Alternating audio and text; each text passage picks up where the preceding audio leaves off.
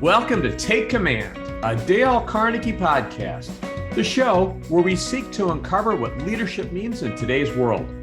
I'm Joe Hart, CEO of Dale Carnegie, and we will be talking to diverse leaders with stories to tell across various industries to help unlock your potential for success.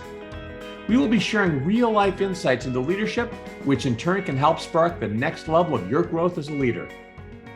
Today's guest is a tenacious and fearless leader with an entrepreneurial spirit who has led several growth opportunities for a well-known Fortune 500 food and beverage company. A driving force in building iconic organizational initiatives from the ground up, she offers a wealth of experience in corporate community building, philanthropy, publicity, and governmental policy. We are thrilled to welcome former Constellation Brands executive and philanthropist, and the current executive director of the prestigious Sands Family Foundation, Ginny Clark. Ginny, it's great to see you. Thank you so much for being with me today. Wonderful to see you too, Joe. Thank you for asking me. Really looking forward to the conversation. You and I have had a chance to talk in the past, and you've had a really impressive career, trailblazing career in so many ways, and would love to have you talk a little bit about that and some of the lessons that you've had along the way. But just give us a little bit of background about, who is Ginny Clark and how did you get where you are today? Yeah, great. Thanks, Joe. So Ginny Clark grew up in a little town in Canandaigua, New York, went to school there. My first real job, I managed a travel agency for about 18 years. I was very passionate about traveled a lot, and wanted to run an agency. Interestingly enough, it led me to Constellation and then on to where I am today. Talk about Constellation. What is Constellation? Sure. A very well-known company, but maybe not by that name. So talk about what Constellation is and what they do. Constellation started as a small little wine company that was started in 1945 in upstate New York, just a small little wine company. And today, you may know it better as Constellation Brands, which is a very large wine, beer, and spirits company, one of the largest in the world. We're about a $34 billion market cap company. And I was fortunate to join the ranks of Constellation in the late 90s and had my career there for about 21 years. Just recently retired, quote unquote, from Constellation and moved into the family office, the Sands family office. And I am their executive director of their foundation and work on some other great projects along with the family as they give back into the communities. How did you go from running a travel agency for 18 years to being one of the top executives at a $34 billion company? As I said, I was very interested in travel, went to 2 years of school really for travel, and decided I just wanted to get into the business. And as I did, I needed to bring on some business in order to make the travel agency profitable. And so one of the first people I met was Marvin Sands, who was the founder of Canandaigua Wine Company. And I asked Marvin if I could do his company's travel. And he said to me, Ginny, I only have 4 people that travel. They drive a car and they stay in a motel, and it's probably not going to be very lucrative for your business. And I said, well, we're in the same community. Can we be friends? And, can I do your business? And he said, sure, but you're just not going to make a lot of money from me. Fortunately for me, 18 years later, I was still doing their travel. The company had grown exponentially. Marvin's son had come in as CEO, Richard. I decided to go to Richard in the late 90s, went to him with a little business plan on how I could build the travel department within the corporate confines of Constellation. And he said to me, look, I know who you are. I know what you've done. We all think you're great, but I'm going to set you up with my best finance person. You show me how to save $250,000 in the first year, and I'll let you build the travel department, whatever it is that you think we should have in the company. So he set me up with one of the finance folks, and 9 months later, she had gone to him with an analysis and said, look, Ginny saved the company $500,000 in 9 months, probably one of the better deals we've ever had. It's probably not a bad idea.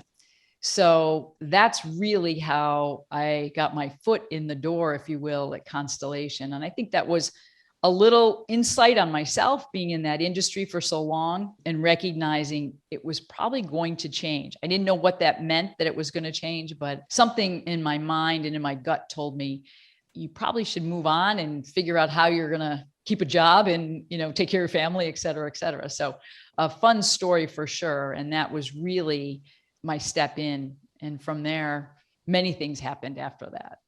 I can't help but be struck by going back to the original conversation you had with Marvin Sands. At the time, the company was small. I mean, you're talking about a business that started from really nothing, right? And built up to $34 billion. But you were networking. And sometimes people are uncomfortable with networking. Is that something that was always natural to you? Or what advice do you have for people about networking? Yeah, that's a really interesting question. I think as a kid, I wasn't a very outgoing kid. I actually wasn't a great student per se.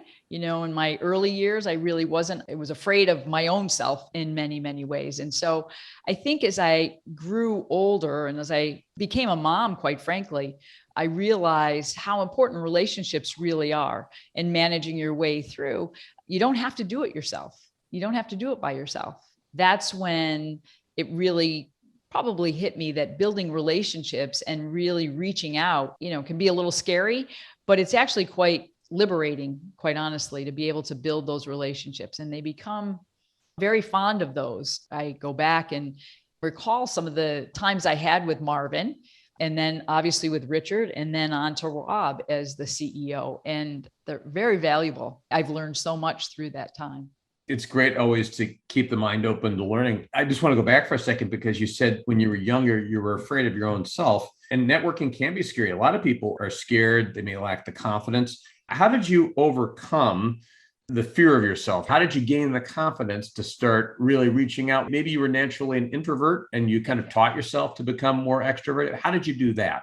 I would honestly say that's exactly how it was, Joe. As I said, I wasn't a great student, so I hid behind my grades, if you will, and the ability to not actually have to talk a lot. And when I was actually in high school, I reached out to a teacher when I was having a very difficult time in math. He actually, I would say, saw the same thing that I was struggling. And he offered to work with me one-on-one. And that started to build my own confidence with a teacher that reached out. I still remember his name, Richard Newfang. I believe that probably was a turning point in my own, self, by having someone work with me one-on-one. And I didn't have to be afraid, right? And I could be open. I could share my concerns. I could share my fears. It allowed me to actually learn better by trying to rid myself of that fear. I remember him. He remembers me to this day as well. But I would say that was probably a turning point in reaching out and asking for help and getting help. And then I thought, well, this isn't quite so bad. This doesn't hurt. This isn't quite so bad. And I think that was definitely a time in my life where I built some more confidence than I had in my own self. It seems like, too, that one person was almost kind of knocked over the first domino, so to speak. I mean, It's the difference that a single person can make in our lives to really kind of lead us to understand and see our own confidence and to achieve things we might not have otherwise seen possible. Absolutely right. I believe that all day long. It's a lot about asking a question. It's not about I have something to give you and tell you how smart I am or what I can do. It's really about just bringing that relationship into, a formality where you listen a lot. Can I ask you about the asking for help part of this? Because Sure. I can't help but think about some of my own kids who are late teens, early 20s. And sometimes I've had conversations. They don't want to ask people for help. And that's true of people in different stages of their career. They feel like I need to do it myself. Right. What did you realize, or what have you realized in your career as you've asked it? Or are there other times you've asked people for help where it's made a big difference in your career? I would say I've turned that into actually the exact opposite. I feel like I'm the one that needs to reach out and be helpful and be supportive. One of the greatest things I thoroughly enjoyed, particularly working at Constellation, was we had the opportunity to have interns, to bring in interns and work with them for 3 months over the summer. I actually helped to start that program with our HR department. And ironically, you can probably appreciate this. People are busy in corporate life and, you're moving on, there's acquisitions, so on and so forth. And while people say, I want to have an intern, it's that one thing to say, it's another thing to actually bring it to fruition. So as it would have it, we had 7 interns and I was the only one that raised my hand to take on an intern. Well, I ended up taking on all 7. And I figured I'll figure it out. I have some great opportunity here at Constellation. At that point in time, I was working in the community affairs. I had established the community affairs and public relations department. And I thought, this is great. I'll get these kids in here and, we'll learn something. And I think what happens is in traditional school, whether it's grade school or secondary school, we teach things that are, in my opinion, very siloed. A math, a science. And it's the same way in corporate world. You're in finance, you're in accounting, you're in whatever those departments are. And very seldom do they cross over until you have to do it. And all of a sudden you don't even know who your neighbor was that you're sitting there with. I felt that as I was in corporate world. And I thought, these kids that are coming in, these interns that are coming in, I'm going to expose them to stuff that's going to feel anxious. They're going to feel nervous, but I'm going to throw them into this, right? I would do this with my own employees and say, look, I'm going to push you here. Okay. I got your back. Don't worry. I got your back, but you're going to have to do this. And I did this with these interns, and it was some of the best times I ever had. And I took those interns on 4, 5, 6 each year for the remainder of my career there. But it was really teaching them, to your point, not be afraid. Take the risk, take the chance, but surround yourself with people that are going to support you, and you'll be okay. You really will. It's so true. And a lot of times going back, people are afraid to ask for help. My experience is that when I've asked for help, people have been delighted to offer help. In school with professors, it was early in a career, whether it was asking someone to be my mentor or to help. And so many people have helped me in my life. And any nervousness I might have had about asking them usually went away because people helped them and they wanted to pay it forward. And absolutely, ask me, I want to pay it forward, and people ask you. So absolutely, it's a great feeling to do that. It is that trepidation that you have to ask, and you realize people really do want to help, but we don't ask, right? We're afraid to ask. It's a fear of failure. It's a fear of somebody's going to think I'm stupid, whatever's your own personal self. And actually, if you can do it, it becomes natural. It's a good feeling. And so you want to play that good feeling over and over in the rest of your life. No, I completely agree. It's almost like we talk about taking command, and it's painful for me sometimes to know that we can hold ourselves back with these fears that really, they might be logical in a sense, but they're not real. So. That's right. That's exactly right. And we tell ourselves stories. Many times we tell ourselves stories that just are not true. Surrounding yourself with good people that you can trust, and holding on to those relationships. You never know. I've said this many times. Don't slam a door. You never know. You may not get along with someone. You may disagree with the outcome of a situation, but being respectful is a huge quality, and you never know. You might really need that person at some other point in time. It's not worth the aggravation, and being ungrateful is just not a good thing to do. It's not. And so many people can lose sight of that and burn a bridge or say something. I keep thinking about the Dale Carnegie principles, all about relationships, and really just about treating people, even people we might have an issue with, or people might not treat us well ourselves, and we have to stand up for ourselves, but to be respectful, to demonstrate appreciation where that's appropriate, to try to avoid unnecessary argument. Everything in life comes down to relationships and connections. We're working together and so forth. Sounds like that's what you're experiencing. It is. And your book, How to Win Friends and Influence People, is a fantastic example of that. I enjoyed reading that before this interview as well, and made me smile. And, I gave myself a thumbs up every once in a while, and it's very relevant. Little pat in the back. You said, yeah, hey, absolutely. I've been doing that one. I'm not so bad. But I thought, no, it's great. It's great reading. Going back to Constellation, because your career trajectory is really pretty cool. You started your own travel agency, you took a chance and kind of grew that, and then you went into Constellation, and you got to the very highest levels at Constellation. We'd love to hear a little bit more about that career and any kind of insights you'd have for people, especially who are trying to grow their career and advance the way that you advanced, and talk about the role that you were in before you retired from Constellation and moved on to Sands. Yeah. I think one thing I would say is, being a female in a very male dominated business, beverage alcohol, weren't a lot of females, quite honestly, that were at an executive level. They said it was the late 90s when I went into Constellation. I was one of few women that actually had, I'm going to say, a voice I learned how to use that voice properly. Okay. Especially around, very strong men, if you will. I learned an awful lot from that. And a lot of that is really about listening as well. But it gave me the opportunity to be very entrepreneurial. And I would say both the Sands brothers and back to their dad, extremely entrepreneurial, extremely giving, thoughtful family. I learned some of that from them, quite frankly. It felt good. The things that I would be involved in, it felt very good. And so I was given the opportunity many times to go do what you think you need to do to make us a better company. And so shortly after, I built the travel department in there, literally, and I say shortly, I don't even think it was 2 years, Richard had come to me and said, look, we're going to change the name of the company. We were Canandaigua Brands at the time. The investor relations department is doing that. And he was very incensed that Wall Street called us Canna Dog Food. And he was very incensed with that and decided we were going to change the name. And he said, we don't have anybody in PR. Go work with those people in investor relations and see what you can do to help them along. And shortly thereafter, and I became involved with that group, hence truly Constellation Brands became the name. We worked with Fortune Brands out in New York City to come up with that name.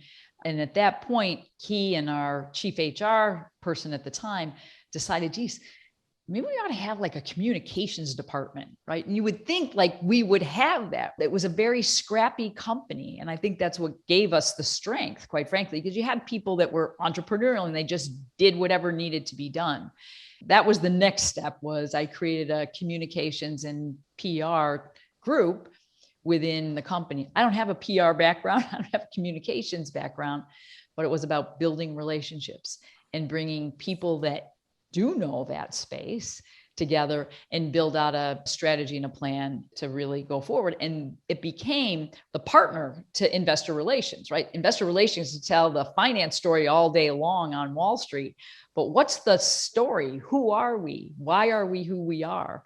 That became a really fun time in my career as well, to really marry in with investor relations and start to tell a great story with a new name and et cetera. And employees just fell in love with it. They all of a sudden were now communicating out in a way that just made people gravitate. And I think that was a step in a very positive direction for the company as well. The story became a verbal story as much as it was a black and white story. Well, I can't help but be struck as I think about your career progression.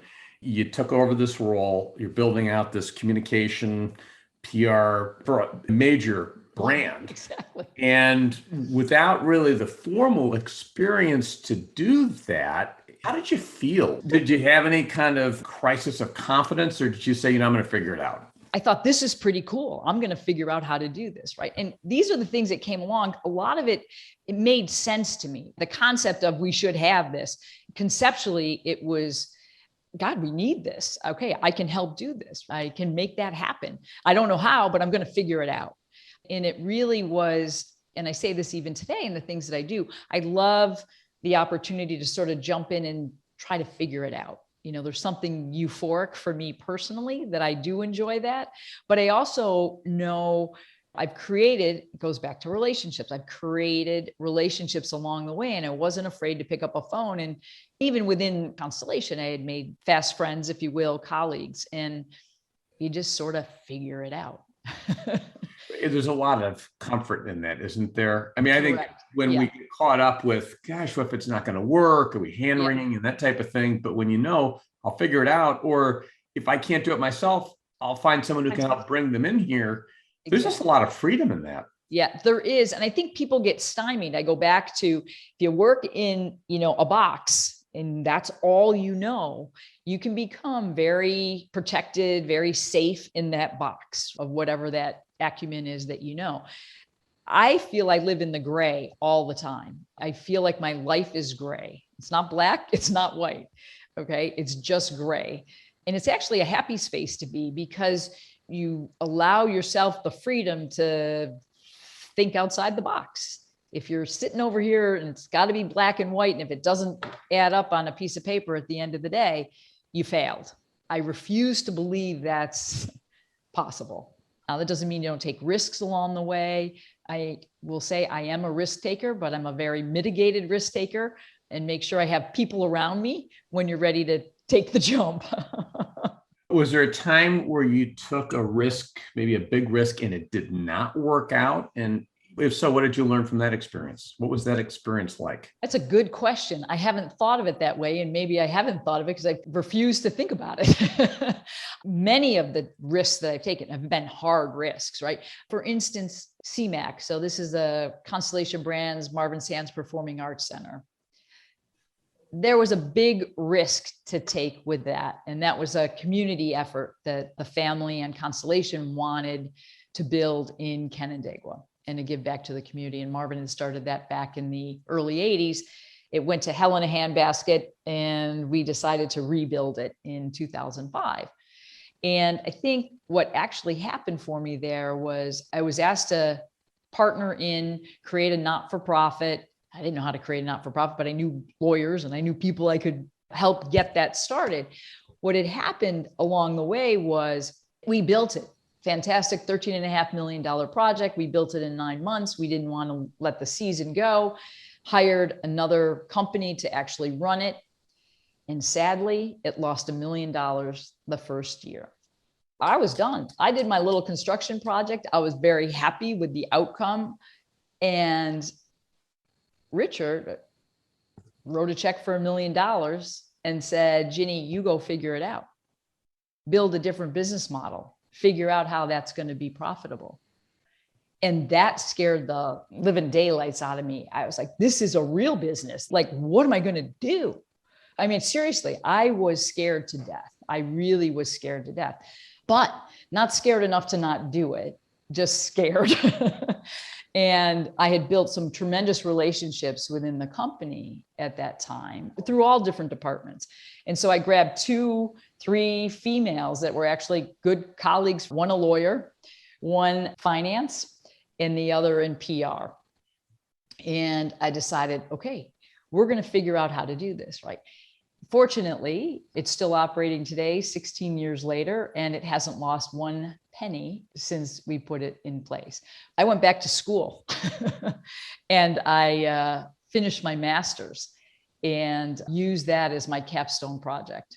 But I was trying to build a model along, with my colleagues on this, but I had to get the operations in my head. Like, how are we going to do this and make this be something that wasn't like the amphitheater an hour down the road, which is what made this actually unsuccessful in the first place. How would you define leadership? If you were to define leadership in a sentence or two, what would that sound like? I honestly believe leadership is a lot of listening, quite honestly. You have to be a strong listener, and you have to care about the people that you're working with. And I think you have to deeply care about ensuring their success. If you ensure their success, you pay it forward, right? As a leader, I think that's part of our innate responsibility as leaders. It's not about ourselves. It's really about the people that you bring to the table, the team that you put together, and making them successful. That's the greatest happiness that I get, whether it was those interns that I work with or whether it was the team that I worked with at Constellation. Bringing people together. That's the value I bring to the table. It's not those silos that I said, which are important. They need to sit at the table, and getting them to work together around a table is actually leadership. Quite frankly, that is leadership. There's a little bit of a paradox around leadership. Sometimes people think of a leader as a strong, determined, command and control, you do this and so forth. And yet I found, I think just as you explained, that it's really so much more about helping leaders become stronger leaders and really bringing people together and getting them to work together toward great outcomes. Yes. If we're going to work together, I have 3 rules: trust, respect, and communication. And by the way, you have to leave your ego at the door. And if we can do that, it's amazing what happens. And we won't let each other fail. We just won't. We can disagree, but we can't allow someone at that table to fail. If you've decided you want to join this team and you want to be a part of it, then we have to support each other. It's non-negotiable. I want to go back to something you mentioned. I wrote this down and I've been wanting to get back to this question. It goes to you talking about learning how to use your voice properly. You were talking about as you started as a female leader in a male dominated area, not a lot of other female senior leaders. What would be an example of that? What does that mean to you? And what does it mean to use your voice properly? Yeah, I can remember sitting around, being invited into a boardroom. I wasn't quite sure why I was there, but I knew I'd figure it out somewhere along the line. It was just like, Ginny, we need you to come into this meeting. As I learned what was happening around the table, it was around an acquisition, and it was a communications role at that particular time. I listened a whole lot. I totally listened, and saying less many times is more. And, when I say use your voice properly, it's not about being the loudest voice in the room. It's not about, I can show you how to do this better, smarter, cheaper, whatever that is. It's really about listening and just adding value when it's the right time to add value. And I think if you listen, you know when it's time to properly use your voice. If you don't listen and you're constantly waiting to say what you think is the smartest thing to say or whatever that is, you're missing what's going on, and you lose the opportunity to actually be impactful and make a difference. We see that sometimes people will dominate a conversation. Other people will feel like, okay, were you really listening to what we were just saying? I've been in teams where there's certain people, they're quiet, but when they speak up, it's like, wow, that's a valuable, insightful contribution. And that's actually exactly what happens. There's always that person that's held back or stepped back for whatever reason. They usually make the best contributions at the end of the day.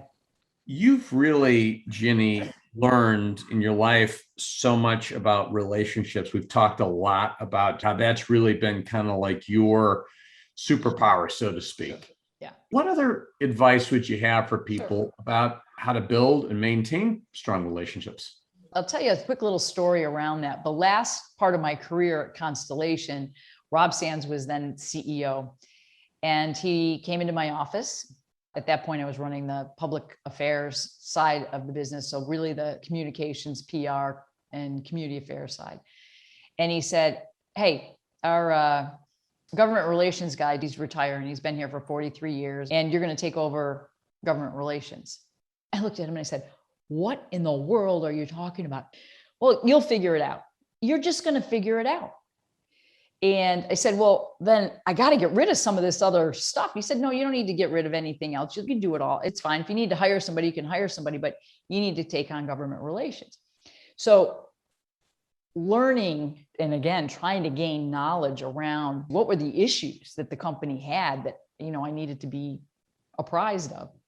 That was a big turning point for me. It was a whole total shift in what I sort of knew, so to speak, right? I was worried about speaking properly, knowing what the issues were. 18 months later, and Trump was elected, and we bought a cannabis business. And, our biggest issue was trying to get cannabis legalized, if you will. I say a biggest issue, but it was an issue that was top on our mind. And going to DC, I knew nobody. I knew no one. I really had minimal relationships. And the person that had retired, I think this is typical in public policy world, right? Those relationships, people feel very, very protected with those relationships. Those are my relationships. I'm friends with so-and-so and so-and-so. And I didn't have a lot of mentoring in that. And I had to make those and build those relationships myself. And I remember being on the Hill and having people say to me, who are you? Why have we never heard of this company before? Why don't we know who you are? And it was talking about cannabis, and it was really a wonderful opportunity. I thoroughly enjoyed that last part of my career. I wish we had gotten cannabis legalized. Unfortunately, we didn't, but it was building those relationships at that level that really was an interesting time. Well, you've retired from Constellation. You're now at Sands. What excites you the most about what you're doing right now, or really even about the future? Sure. I tell you that some of the fun stuff that I get to do now is the G3. So the next generation are learning about philanthropy, practicing it. They're really being educated around it and how to take your wealth and really be impactful with it. And that's a ton of fun for me. I've known these kids since they were really little kids. It's a lot of fun. I feel very ingratiated by the family and very respected by the family as well. It's a lot of fun working with that group of kids. I say kids, they're in their late 30s, early 40s, but a lot of fun doing that. And I hope that, I'm able to share some of the stories that both Rob and Richard, their dads, have done, because I think some of that got lost along the way. And, third party telling those stories feels a little bit better than your dad telling you the story, right? Somebody else giving the pat on the back is a little better than giving yourself the pat on the back. So I have a lot of fun working with the family in that respect. It sounds like you're doing something that you really enjoy and you're making a contribution both in philanthropy and community and that type of thing. Yeah. Any final words of advice to our podcast Take Command listeners? I would just say, truly, I know we talked a lot about relationships, but it can't be said enough. It is really, to me, the most critical thing we can do, whether it's in business, whether it's in your own personal life, building really trusted, honest relationships. And working with teams, when you're working in with teams, making sure to respect and trust those that are around the table. We don't always know as much as we think we know. And those relationships will hold solid for you as time goes on. Great parting words of wisdom from someone who really has earned the right, as we'd say in Dale Carnegie, to talk about relationships. It's been something that's fueled your career. Thank you, Ginny, so much for being with me today. And I look forward to your continued success. Great, Joe. Just a tremendous pleasure. Thank you. Thank you for all that you do and what Dale Carnegie does to help others grow their careers too. So thank you so much. Really a tremendous pleasure working with you. I hope you enjoyed this edition of Take Command, a Dale Carnegie podcast. Check out our resources page at www.dalecarnegie.com for more research, insight, and tools that will support your success in taking command of your leadership potential. If you enjoyed this episode, please consider rating it and subscribing to us on iTunes, Spotify, Stitcher, or wherever you get your podcasts. As always, thank you for listening, and we look forward to you joining us at the next episode of Take Command, a Dale Carnegie podcast.